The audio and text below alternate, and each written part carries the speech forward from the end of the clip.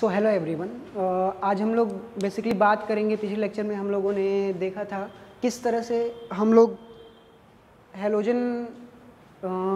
Hello alkane को obtain कर रहे थे हेलोजिनेशन के थ्रू, PCl5 के थ्रू अल्कोहल से रिएक्शन करा करके, PCl3 के थ्रू अल्कोहल के साथ रिएक्शन करा करके, SOCl2 के साथ जो है रिएक्शन करा करके, ये सारी चीज़ें हुई थी। आज हम लोग बेसिकली बात करेंगे preparation of alkyl halide by halogen exchange method. Halogen exchange method का मतलब ये है कि कोई हेलोजन होगा जो कि एल्किल हैलाइड से रिएक्ट करेगा और वहाँ पे दोनों में से आपका जो है डिस्प्लेसमेंट होगा, हेलोजन का आपस में एक्सचेंज होगा। फॉर एग्जांपल जो इसमें आपको पढ़ने हैं वो 3 तरह के रिएक्शन आपको पढ़ने हैं। सबसे पहला रिएक्शन आपका फ्रेंकल स्टीन रिएक्शन,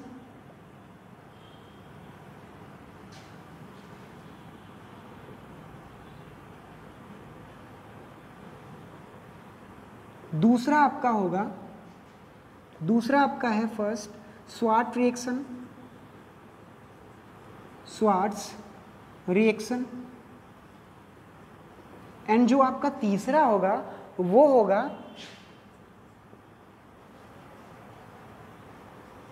हंस-डिकर रिएक्शन।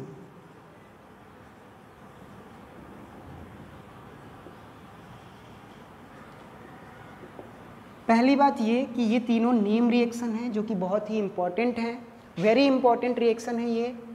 आप इसको आपको पढ़ना ही पड़ेगा, लर्न ही करना पड़ेगा, ठीक है। इस रिएक्शन को देखते हैं। जो आपका ये रिएक्शन है वो एक्सक्लूसिवली यूज होता है preparation of alkyl halide. Alkyl halide में प्रिपरेशन, एल्किल हैलाइड में वो भी कौन सा, एल्किल आयोडाइड। मतलब ऐसा ये रिएक्शन है जिसमें आप केवल बस किसको ऑब्टेन कर सकते हो, एल्किल आयोडाइड को। एल्किल आयोडाइड को आप जो है इसमें बना सकते हो। ये जो आपका रिएक्शन है ये एक्सक्लूसिवली आपका यूज होता है for the preparation of alkyl fluoride. किसके लिए, फ्लोराइड को लिए, एल्किल फ्लोराइड के लिए, एल्किल फ्लोराइड। और जो आपका तीसरा रिएक्शन है हंस-डिकर रिएक्शन, ये आपका यूज होता है एल्किल ब्रोमाइड के लिए। किसके लिए, एल्किल ब्रोमाइड के लिए। अब देखो हम लोग रिएक्शन देखते हैं इसके, कैसे ये रिएक्शन आपका होता है। तो सबसे पहले हम लोग पहले रिएक्शन के बारे में बात करते हैं। जो आपका पहला रिएक्शन है वो कुछ इस तरह से है। हमको क्या लेना है, एक एल्किल हैलाइड लेना है। एल्किल हैलाइड आपका हो सकता है R और ये आपका हो सकता है X। R में आपका मतलब CH3 भी हो सकता है, C2H5 भी हो सकता है और आपका आगे ऐसे सो ऑन रहेगा, ठीक है। और X का मतलब आपका होगा, X का मतलब यहाँ पे क्लोरीन ले सकते हो और या फिर ब्रोमीन ले सकते हो, है ना। आयोडीन नहीं ले सकते क्योंकि हमें आयोडीन से ही तो एक्सचेंज करना है। तो अगर हम इसका रिएक्शन कराएं सोडियम आयोडाइड से, किससे, सोडियम आयोडाइड से, in the presence of acetone. Acetone का मतलब समझते ही हो आप लोग, वही ketone CH3 C double bond O CH3 C double bond O CH3। तो अगर हम इसका रिएक्शन इससे कराएं तो होता क्या है, जो हमारा ये वाला हेलोजन है वो इसके साथ चला जाता है और जो आपका ये हेलोजन है वो यहाँ पे आ जाता है। मतलब कि हेलोजन का एक्सचेंज हो रहा है, ये आपका पॉजिटिव है, नेगेटिव, ठीक है। तो यहाँ पे जो आपका प्रोडक्ट मिलता है वो आपका कुछ इस तरह से मिलता है, एल्किल आयोडाइड और प्लस आपका NaX, है ना। अब इसका जनरल रिएक्शन देखते हैं। मान लो हमारे पास CH3 है और X में हमने क्या लिया है, Cl। इसका रिएक्शन हम करा रहे हैं सोडियम आयोडाइड के साथ और in the presence of acetone. तो आपका प्रोडक्ट क्या बनेगा, CH3I प्लस NaCl, ठीक है। दूसरा, अगर जो आपका ये है CH3 और ये आपका है ब्रोमीन प्लस सोडियम आयोडाइड ले रहे हैं in the presence of acetone, तो भी आपका क्या बनेगा, CH3 आई प्लस NaBr। अब आप लोगों के जहन में एक क्वेश्चन उठ रहा होगा, क्या सर क्या हम जो है यहाँ पे CH3Cl और Br के जगह हम यहाँ पे CH3I के साथ NaBr या फिर NaCl का रिएक्शन करा सकते हैं और हम यहाँ पे आपका CH3Br या फिर CH3Cl और साथ में आपका NaI ऑब्टेन कर सकते हैं? तो इसका आंसर है नहीं। हम इसको प्रिपरेशन कराने में जब प्रिपरेशन कराते हैं तो इसीलिए आपका जो है ये आपका एक स्पेशल रिएक्शन है। कभी भी ये NaBr NaCl नहीं करेगा। ये आपका बेसिकली किसके लिए है? सोडियम आयोडाइड के लिए। अब बोलोगे सर क्यों, ऐसा क्यों? आखिर में NaBr देखें, NaCl देखें और NaI देखें, ये तीनों एक ही ग्रुप से हैं। तो क्या करना है हमको, उनसे रिएक्शन हम कराते हैं। तो ये रिएक्शन बेटा होगा नहीं। उसके पीछे खास रीज़न है। खास रीज़न ये है कि जो आपका सोडियम आयोडाइड है वो एसीटोन में सॉल्युबल है। एसीटोन में क्या है? वो सॉल्युबल है। अब एसीटोन में सॉल्युबल है वो, जब एसीटोन में सॉल्युबल है तो NaCl और NaBr को भी होना चाहिए आपका क्वेश्चन ये। तो ये उतने सॉल्युबल नहीं होते हैं, उतने बढ़िया से एसीटोन में ये सॉल्युबल नहीं होते हैं, होते ही नहीं हैं। उसके पीछे रीज़न सर फिर आप लोग समझने की कोशिश करो। जो सोडियम आयोडाइड है इसके पास ज़्यादा कोवेलेंट कैरेक्टर होता है इन कंपेरिजन टू NaCl और NaBr। अब ये क्यों, इसके पास क्यों जो है ज़्यादा कोवेलेंट कैरेक्टर होता है? तो मैंने आप लोगों को फर्स्ट ईयर में ही फजान रूल के बारे में बताया था। और फजान रूल ये बोलता है कि जितना पॉजिटिव चार्ज छोटा हो और जितना नेगेटिव चार्ज बड़ा हो वो कंपाउंड आपका उतना ही शो करता है कोवेलेंट कैरेक्टर। तो अगर हम देखें NaCl के केस में, तो NaCl के केस में कुछ इस तरह का सीन होगा। आपका एनायन थोड़ा सा बड़ा होगा, किससे? पॉजिटिव से, है ना। तो उसका जो आपका कोवेलेंट कैरेक्टर है बहुत ज़्यादा नहीं होगा। NaBr के केस में क्या होगा? NaBr में तो क्लोरीन और Br नीचे जा रहे हैं तो आपका ये एनायन खूब बड़ा हो जाएगा, है ना। और पॉजिटिव चार्ज तो इसके केस में इस तरह का होगा, फिर भी उतना बढ़िया जो है आपका कोवेलेंट बॉन्ड का फॉर्मेशन नहीं होगा, कोवेलेंट बॉन्ड का कैरेक्टर नहीं होगा। लेकिन जब हम NaI की बात करें तो NaI के केस में ये आपका जो है कुछ ज़्यादा ही बड़ा हो जा रहा है। कौन? एनायन। तो जब एनायन बहुत अधिक बड़ा हो जा रहा है तो कोवेलेंट कैरेक्टर शो करता है और covalent compound are soluble in covalent compound. तो इसीलिए आपका NaI कहाँ पे सॉल्युबल है? एसीटोन में, सॉल्वेंट में सॉल्युबल है और इसी के वजह से रिएक्शन इसका होता है। और ये रिएक्शन, ये जितने रिएक्शन है वो इसी के वजह से ये रिएक्शन नहीं होता है। तो आपसे एग्ज़ाम में इस तरह के क्वेश्चन पूछे जाते हैं कि NaI जो है एल्किल क्लोराइड और ब्रोमाइड के साथ रिएक्शन देता है बट Na ब्रोमाइड और NaCl क्यों नहीं देते? तो आप बताओगे फजान रूल के कारण कोवेलेंट का कैरेक्टर इन लोगों में क्या है? कम है, जबकि उन लोगों में क्या है? ज़्यादा है। ठीक है, Na सोडियम आयोडाइड में क्या है? ज़्यादा है। तो बस यही रीज़न होता है ना। अब अगले रिएक्शन की तरफ मूव करते हैं हम लोग।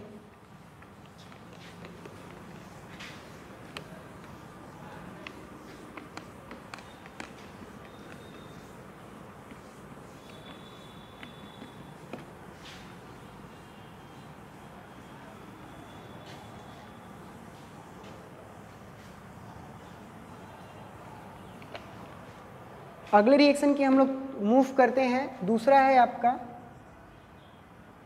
Swarts reaction.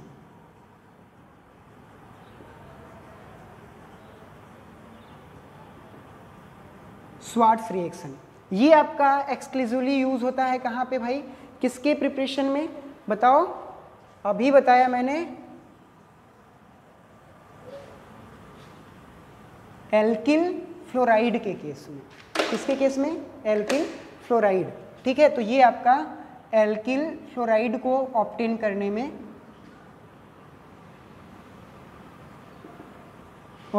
में यूज होता है। अब देखो कैसे ये रिएक्शन होता है, स्वार्ट्स रिएक्शन। एक लेंगे हम RX और उसका रिएक्शन हम कराएंगे या तो हम AgF से कराएं, ठीक है, या फिर हम AgF से या फिर HgF2 से कराएं, या फिर हम SbF2 से कराएं, यहाँ पे 2 भी होगा, F3 से कराएं, ठीक है। अगर ये आपका रिएक्शन है तो आपका जो है कंपाउंड बनेगा RF, और साइड में वो डिपेंड करेगा इन लोगों के ऊपर। अगर जो हमने HgF2 से कराया तो क्या बना RF, यहाँ पे 2RF हो जाएगा। छोड़िए, अभी मैं इसको बता दे रहा हूँ, पहले AgF से कराते हैं, इसके बाद मैं बता दे रहा हूँ, ठीक है। तो आपका क्या बनेगा RF, और ये देखो यहाँ पे X इसके साथ चला जाएगा और ये फ्लोराइड यहाँ पे आ जाएगा, तो ये आपका बन गया AgX। क्लियर है। अगर हम इसका रिएक्शन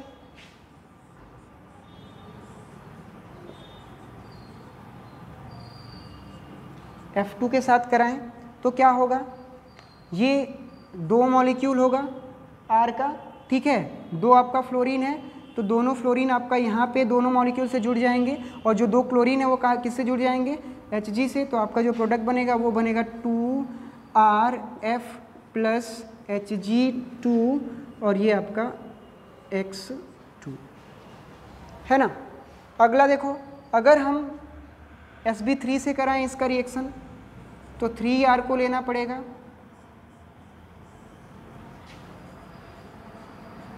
Sb3 Sb, और ये आपका होगा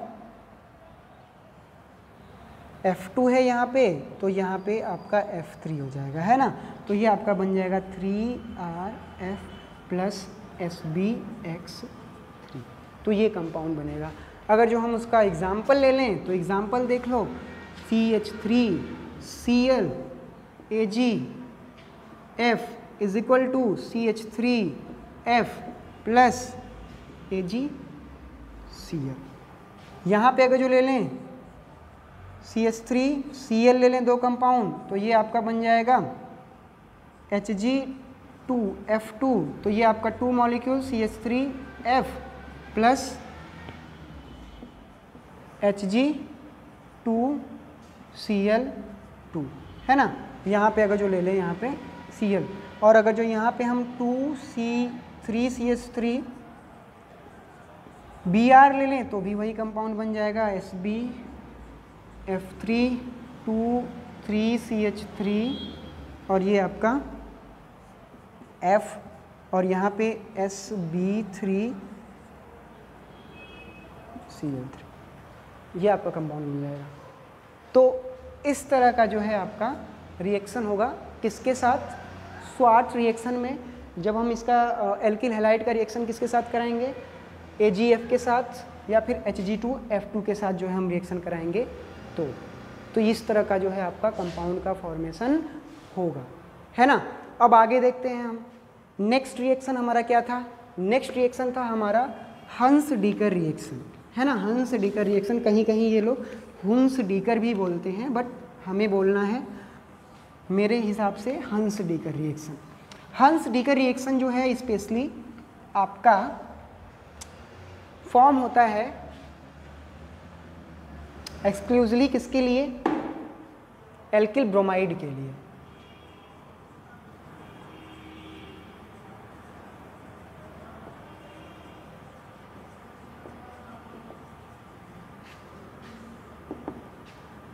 ये किसके लिए फॉर्म होता है, एक्सक्लूसिवली एल्किल ब्रोमाइड के लिए। तो इस रिएक्शन में क्या होता है, हम क्या लेते हैं, देखो इस रिएक्शन में एक्चुअली हम लेते हैं फैटी एसिड का silver salt of fatty acid. Silver salt of fatty acid को ऑब्टेन करने के लिए जब हम पहले तो रिएक्शन समझ लो, silver salt of fatty acid को जब हम रिएक्ट कराते हैं एल्किल हैलाइड से, तो वहाँ पे एक्सचेंज मेथड होता है और वहाँ पे आपका मिलता है क्या, एल्किल ब्रोमाइड। देखो ये रिएक्शन कैसे होता होगा, क्या होता है आपका,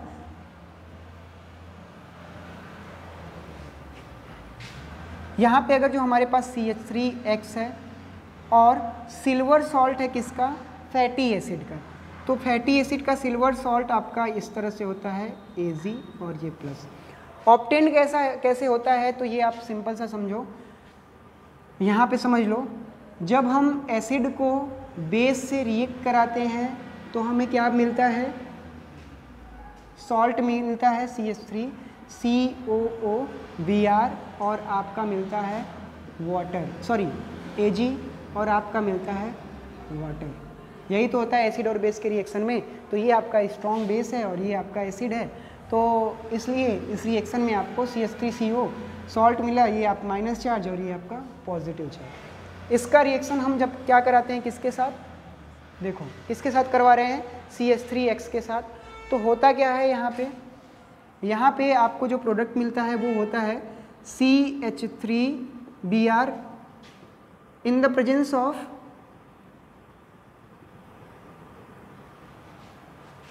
सॉरी, यहाँ पे CH3X नहीं होगा, यहाँ पे Br2 होगा, यहाँ पे Br2 होगा, गलती से हो गया, ठीक है, गलती माफ। Br2 से होगा। जब इसका हम रिएक्शन कराते हैं तो एक्चुअल में क्या बनता है, CH3Br plus CO2 plus AgBr, इस तरह का कंपाउंड बनता है ना। तो आपको क्या ऑब्टेन करना था भाई, ब्रोमाइड, तो ब्रोमाइड तो हमको ऑब्टेन हो गया, है ना। ये बहुत ही इम्पॉर्टेंट रिएक्शन है, इसलिए हमें ज़रूरी हो जाता है इनके मैकेनिज़्म को देखना, एक्चुअल में रिएक्शन में चलता कैसे, रिएक्शन कैसे चल रहा है ना। तो देखो ये आपका होता है free radical reaction, free radical mechanism इसका होता है। मैकेनिज्म हम लोग देख लें,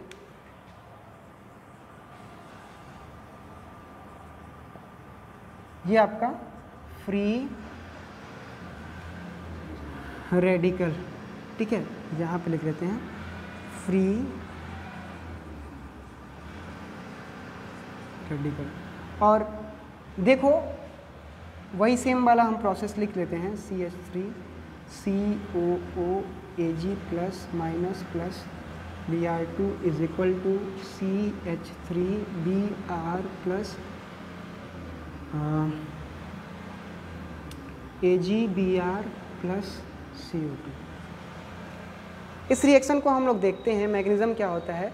तो सबसे पहले देखो, जब CH3COO माइनस और ये Ag प्लस ब्रोमीन से जब रिएक्ट करते हैं तो ब्रोमीन को ये सॉल्ट है चूँकि, इसलिए इसको पोलराइज कर देते हैं। पोलराइज करने का मतलब एक के पास नेगेटिव चार्ज आ जाता है और एक के पास पॉजिटिव चार्ज, और ये बॉन्ड आपका क्या कर जाता है, ब्रेक कर जाता है। जब बॉन्ड ब्रेक करता है तो उसी समय जो नेगेटिव वाला पार्ट होता है वो किसके साथ चला जाता है, Ag के साथ, है ना। और जो ये आपका पॉजिटिव वाला पार्ट है वो चला जाता है ऑक्सीजन के पास CH3COO के साथ, और यहाँ पे आपका बनता है CH3C double bond OOBr plus AgBr। समझ में आया। यहाँ पे आपका कोवैलेंट बॉन्ड का फॉर्मेशन हो गया। देखो ऑक्सीजन और ये ब्रोमीन आपस में नॉन मेटल, और नॉन मेटल क्या बनाते हैं, कोवैलेंट बॉन्ड का फॉर्मेशन। बट यहाँ पे आपका कौन सा बॉन्ड था, इलेक्ट्रोवैलेंट बॉन्ड था, इलेक्ट्रोवैलेंट बॉन्ड था, आयनिक बॉन्ड था। अब क्या होगा, यहाँ पे आपका होमोलिटिक फिजन होगा और फ्री रेडिकल का जनरेशन होगा। होमोलिटिक फिजन मतलब कि दो इलेक्ट्रॉन आपस में बराबर बराबर क्या हो जाएंगे, बट जाएंगे। जब बराबर बराबर बट जाएंगे इन दोनों के बीच में, और जो आपका बॉन्ड है वो क्या हो जाएगा, ब्रेक कर जाएगा। तो CH3C डबल बॉन्ड O और O के पास उसका एक इलेक्ट्रॉन और प्लस Br के पास उसका एक इलेक्ट्रॉन मिलेगा, ठीक है। अब आगे क्या होगा, आगे इस वाले रिएक्शन में यहाँ से CO2 जो है वो क्या होगा, निकल जाएगा। जब CO2 निकलेगा तो ये आपका CH3 और यहाँ पे आपका फ्री रेडिकल, और ये आपका ब्रोमीन आपका बचा ही हुआ है, तो ये इसके साथ जो है रिएक्शन कर लेगा और बनाएगा आपका, यहाँ पे देख लो, इसको यहीं से करा देते हैं, इसे घुमा देते हैं, इसको यहाँ पे कर देगा, ठीक है। दोनों आपस में रिएक्ट कर जाएंगे तो आपका बन जाएगा CH3 और ये Br, ठीक है। अगर नहीं समझ में आ रहा है तो एक स्टेप और आगे लेके चलते हैं। देखो यहाँ पे क्या हो जाएगा आपका, क्या बन जाएगा CH3 और ये फ्री रेडिकल और प्लस आपका बन जाएगा CO2 गैस। जो ये फ्री रेडिकल बचा हुआ है वो किससे रिएक्ट कर देगा फाइनली, CH3 से, और आपका कंपाउंड बन जाएगा CH3Br। तो ये आपका हुन्स-डीकर रिएक्शन का जो है एग्जाम्पल है, हुन्स-डीकर रिएक्शन का जो है मैकेनिज्म है। इसी तरह से आपका हुन्स-डीकर रिएक्शन जो है वो होता है ना। अब आगे की बात हम लोग करते हैं, आगे की बात करते हैं नेक्स्ट। अच्छा, एक क्वेश्चन आपके मन में उठ रहा होगा कि सर यहाँ पे Br2 के बजाय I2 ले लेते हैं तो फिर क्या होगा, Cl2 ले लेते हैं तो फिर क्या होगा। तो आप जैसा सोच रहे हो वैसा नहीं बनेगा। ये यहाँ पे अगर जो आप I2 ले लोगे तो ये समझ लो कि CH3I बन जाए, वैसा नहीं बनेगा, नहीं होगा वो रिएक्शन, ठीक है। इस वाले रिएक्शन में जो है थोड़ा सा है, मतलब कि एल्किल ब्रोमाइड का फॉर्मेशन नहीं होता है, एस्टर का फॉर्मेशन होता है। तो कोई मतलब नहीं है मुझे बताने का, बाद में उसको हम लोग डिस्कस करेंगे जब हम बात करेंगे किस रिएक्शन की, एस्टर के बारे में जब हम लोग पढ़ेंगे अगले चैप्टर में, एल्कोहल वगैरह के बाद जो चैप्टर है तब फिर हम उसके बारे में बात करेंगे, है ना। आगे हम देखते हैं, जितना हमने प्रिपरेशन ऑफ एल्किल हैलाइड था, हेलो अल्केन था, हमने पढ़ लिया। अब अगले टॉपिक पे हम लोग को डिस्कस करना है। जो अगला टॉपिक है वो है प्रिपरेशन ऑफ हेलो अल्केन के बाद chemical properties of hello alkane की। केमिकल प्रॉपर्टी मतलब केमिकली कैसे ये रिएक्ट करता है, किस तरह से ये केमिकली रिएक्ट करता है। तो ये आपका होगा केमिकल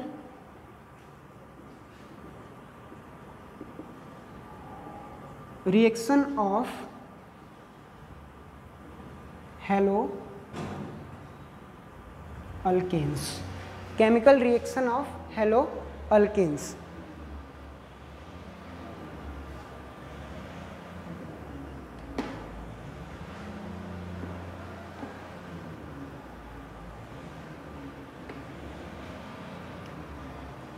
तो देखो मैं यहाँ पे आपको बता दूँ कि हेलो अल्कीन 3 तरह से रिएक्शन देता है, 3 तरह से कंपाउंड के साथ, किसी भी कंपाउंड के साथ रिएक्ट करता है। पहला है आपका न्यूक्लियोफिलिक सब्स्टिट्यूशन रिएक्शन।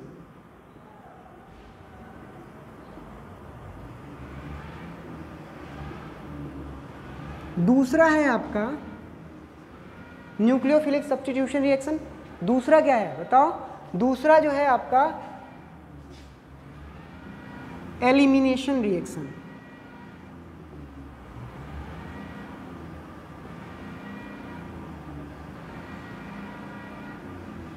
एंड तीसरा है आपका मेटल के साथ रिएक्शन।